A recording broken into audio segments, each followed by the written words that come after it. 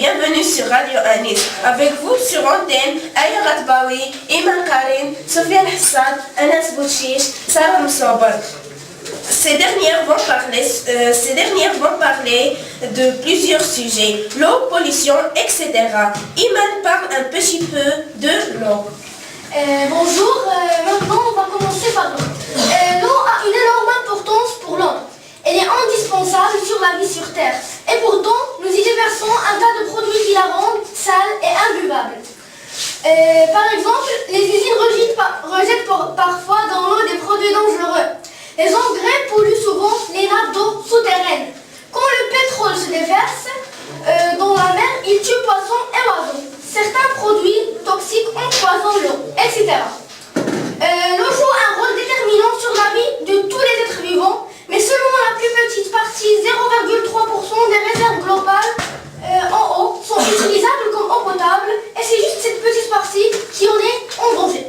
Les scientifiques attirent notre attention sur l'augmentation inquiétante de la pollution des réserves d'eau potable. Une réorientation radicale concernant notre environnement est donc nécessaire de toute urgence. Finalement, notre objectif sera cesser de polluer l'eau. Merci Iman pour tes informations. Et maintenant, passons la parole à Sarah. Bonjour. Premièrement, on va parler de la pollution de l'air. Le fait de respirer de l'air pur est considéré comme une condition essentielle de la santé et du bien-être de l'homme. Cependant, la pollution de l'air continue de faire peser une menace importante sur le plan sanitaire partout dans le monde. Deuxièmement, la pollution dans l'eau. La pollution de l'eau est provoquée par le rejet d'eau salie, par nos activités touristiques, industrielles et agricoles nécessaires pour nous fournir les aliments et biens dont on a besoin. Troisièmement, la pollution du sol, qui est un problème actuel avec son impact direct sur l'environnement et par conséquent sur la santé des hommes, des animaux et des végétaux. Merci Sarah pour tes informations. Et maintenant, en passant la parole à Sofiane Hassan qui vont parler à l'univers. L'univers est l'ensemble des planètes, des étoiles, des galaxies, de l'espace intergalactique, ainsi que toute la matière et de l'énergie. La découverte de l'univers. Les hommes n'ont pas toujours compris comment était l'univers pendant très longtemps. Ils ont pensé qu'il se limitait à la Terre, la Lune, le Soleil et quelques étoiles, quand en réalité étaient des planètes, Vénus, Mars, Jupiter, etc. Les Grecs, il y a 3000 ans, pensaient que notre Terre était au centre de l'univers. Théorie du géocentrisme qui signifie la Terre au centre. Certains pensaient même que notre planète était plate comme une assiette. Eratosthène réussit cependant à calculer la circonférence de la Terre avec une grande précision.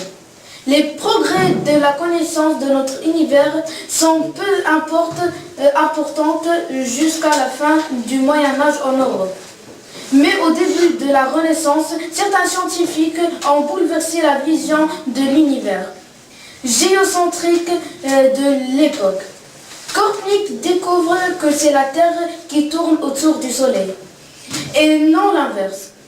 Théorie de l'héliocentrisme qui signifie le Soleil au centre. Caractérise était le dieu de Soleil pour les Grecs.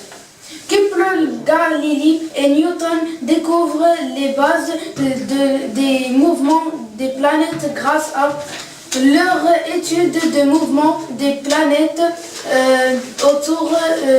autour du Soleil et l'amélioration des observations astronomiques, la théorie mathématique de la force de la gravité.